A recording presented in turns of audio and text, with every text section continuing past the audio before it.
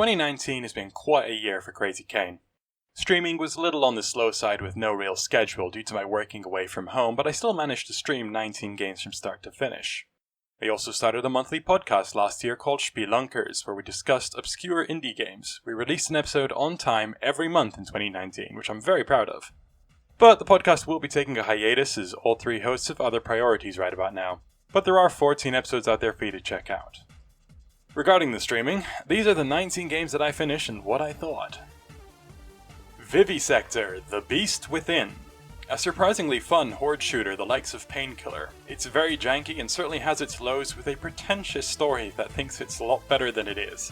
But the guns are varied and very satisfying to shoot, especially with the chunky gore system.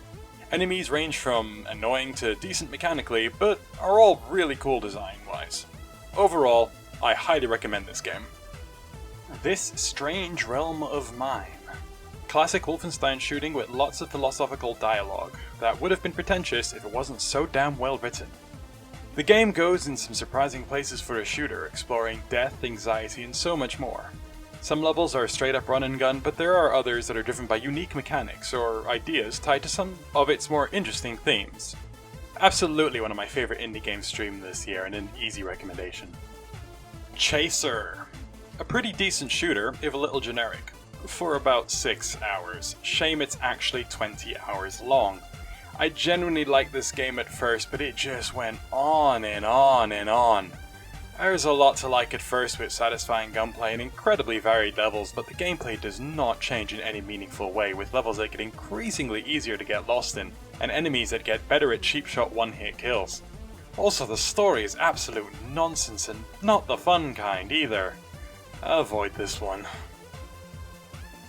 Wrock. An awesome soundtrack straight out of Doom, and really good Quake-like gameplay. This is the first episode of a series that sadly are not meant to be. So only pick this up if you can get it cheap. It's only 3 hours long. But it is a really fun 3 hours. A real shame too, because the combo system that rewards chain kills with a power attack encourages very fast gameplay that is incredibly satisfying when you get the hang of it. Maybe the world just wasn't ready for the old school resurgence back in 2014. I feel if this came out today it might have done better. What with games like Iron Fury, Dusk, and Medieval doing so well. I do recommend it. Star Wars Dark Forces. I made the mistake of using an incomplete reverse-engineered source port called Dark XL to play this one. Do not make the same mistake, as it means I missed out on many weapons and enemies, and the game straight up broke right at the end. Apart from that, however, this is basically Doom in the Star Wars universe. It's incredibly impressive how well they managed to get the feel of Star Wars in such early days of first-person shooters with perfect-sounding lasers and voices.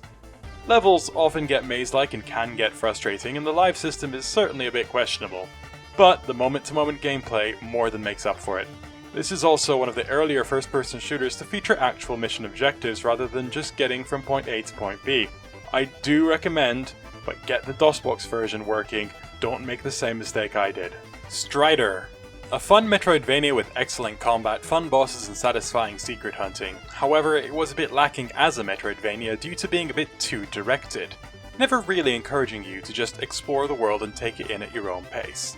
Fortunately, just being an incredible action platformer makes up for that. Another recommendation. NevroVision. A very different take on the horde-based old-school shooter with an emphasis on getting in close and comboing melee and gunplay in what feels like a very early version of the skill shot system in Bulletstorm. Set in World War I with a fairly incoherent story involving zombies and vampires, but generally great atmosphere. The weapons range from World War I guns to vampire guns and a very powerful magical claw. The game definitely dragged on a bit towards the end, but the overall experience was excellent. Another recommendation from me. Mace Griffin, Bounty Hunter. This game was supposed to be the PS2's answer to Halo, and it shows, with similarly inaccurate weapons and an identical recharging shield. But on its own merits, it's a really fun sci-fi shooter with a Han Solo wannabe protagonist, fun weaponry, and well-designed levels for the most part. There's also space combat, which usually takes place at the start and or end of missions. Space combat is serviceable, but it didn't take long for me to want to be back on foot, where I felt more in control of whether I died or not. Same problem as NevroVision, where the final levels got a bit tedious, but this was only the very last portion of the game. Overall, I recommend it. Max Payne. Not exactly an obscure one, this. It's a great third-person shooter that pioneered bullet time. This was before cover systems, so jumping out and shooting them before they shoot you was the order of the day. Death comes incredibly quick, but is still rarely frustrating, though some deliberately bullshit enemy placement can get a bit much. The over-the-top noir voiceovers are just as good today as they were on launch. An easy recommendation. Wonder Song! Oh, where do we even begin with this game? It's so wholesome and beautiful, from the actual gameplay to the story and characters. I cried a few times in this game, sometimes out of sadness and sometimes out of happiness. The friendship between the two main characters is by far my favourite relationship ever seen in a game. It's just so pure and beautiful. The gameplay is simple, platforming and using the right stick or mouse to sing different notes that affect the world in different ways. I don't so much recommend this game as demand you play it. Bound by Flame. The studio known as Spiders are known for janky mid-tier RPGs that honestly I love. Games like the Technomancer and the more recent Greedfall, which I have yet to play. Bound by Flame is their attempt at traditional fantasy, and honestly it's not half bad. I enjoyed the combat and overall gameplay. It's a nice length that does not overstay its welcome. Unfortunately, having two combat stances is a bit pointless as one stance becomes completely unusable in the later half of the game, essentially relying on blocking and parrying when enemies start increasingly using unblockable attacks. But if you remember to place your level up points in the right skill trees and avoid the warrior one, you're in for a good time. Legendary. Mythical creatures in modern day America make for a really cool setting. It's not the best of shooters, but honestly the well-designed levels, varied enemies and decent weaponry meant I had a good time from start to finish. Check out my full video review for more information. Red Faction 2. The black sheep of the Red Faction series, but honestly it's not that bad at all. Just doesn't feel very Red Faction, with the geomod technology feeling very underutilized. But if you can get past that, it's a pretty good, if a little generic shooter. Though I will say, fuck the final boss. There's a full review on my channel if you want to know more. Faery, Legends of Avalon. The first RPG by Spiders, the same guys who did Bound by Flame. It's a child-friendly fairy tale RPG with turn-based combat, in many ways different to the games they are known for today, but also has a lot of the same DNA and design principles as the games I really love from them. Genuinely interesting world design and engaging, if far too easy combat. Another one I've reviewed on this channel so you can find it for more information. A Plague Tale: Innocence. Starting out as a scared little girl escorting her even more scared little brother, you start out helpless and heavily reliant on stealth, but more options make themselves available as you progress. The rats are a definite highlight to the game. Oceans of them made my skin crawl.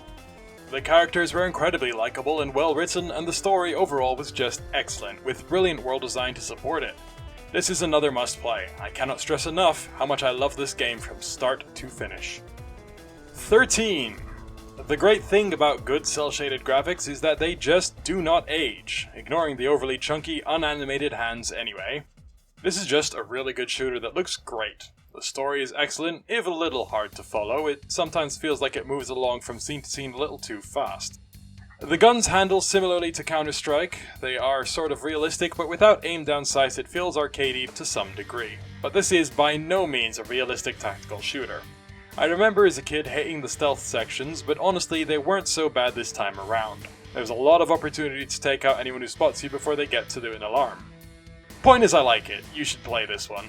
Kane and Lynch, Dead Men. I played this in co-op using Steam's Remote Play Together feature and I am incredibly impressed. With the Remote Play feature, not the game. I genuinely had a good time, co-op makes most things fun, but I can't honestly say this is a good game. The guns are serviceable but unsatisfying to shoot, they sound pretty terrible and enemies barely react to the shots. The game forces a vertical split for split screen which severely limits your field of view, and the main characters are just unlikable. Complete, unredeemable assholes. I'd be lying if I didn't say I had a good time, but I also can't really recommend it, unless you are desperate for a co-op game and it's on sale for really cheap. Just be aware it doesn't have online co-op unless you use Steam's Remote Play Together. Murdered Soul Suspect. This feels like two games in one. A really good story-based walking sim with some puzzly investigation sections, and a pretty shit stealth action game. Luckily, the stealth action parts are few and far between, and while annoying, not quite enough to ruin the experience. The rest of it is well worth the experience. You play a recently murdered detective working alongside a psychic to find his killer. I don't want to spoil the story by saying any more, but it surprised me and kept me wanting to know what happened next, with a satisfying ending. There are collectibles that tell you more about the world and characters, which are there if you're into that sort of thing, but they're also easily ignored. Though I do recommend one type of collectible unique to each location that rewards you with a spooky ghost story if you find them all. It would have been better as a walking sim without the action, but nonetheless, I do recommend it. John Woo presents Stranglehold. It feels a bit unfair to call this Max Payne on crack when I'm sure Max Payne was inspired in part by John Woo's movies, but really that is the best way to describe it. It's just non-stop action with all the staples of a John Woo movie, from the doves to the dual-wielded pistols and every rogue cop action movie cliche to boot. It's actually a sequel to the classic Hard-Boiled, with you playing as Inspector Tequila. The moment-to-moment combat is just amazing, and I loved every second of it, but that's not to say the game is perfect. There is an over-reliance on stopping in a single arena and having to deal with hordes and hordes of enemies, with checkpoints being few and far between, often having to start the whole section if you stop focusing long enough to die. With that said, you are not quite as fragile as Max Payne, and can take a few hits, so death does happen a lot less often. At 4 to 5 hours long, it might seem kind of short, and if you paid full price back in the day, I wouldn't blame you for feeling cheated, but as it's so action-packed and non-stop, it's honestly a bit exhausting, and at the price you'll pay for it today on GOG, I definitely can and very much do recommend it. And those were all the games I streamed in 2019. 2020 is going to be a very interesting year for me, but this channel might see a bit of slowdown. Okay, a lot of slowdown, as I am expecting my first child next week. Needless to say, priorities are changing. I hope to stay somewhat active if and when I can, so please do subscribe here and follow on Twitch, but don't be surprised if my schedule gets even more erratic than it already is. Happy New Year, everybody! Can't wait to see what's in store.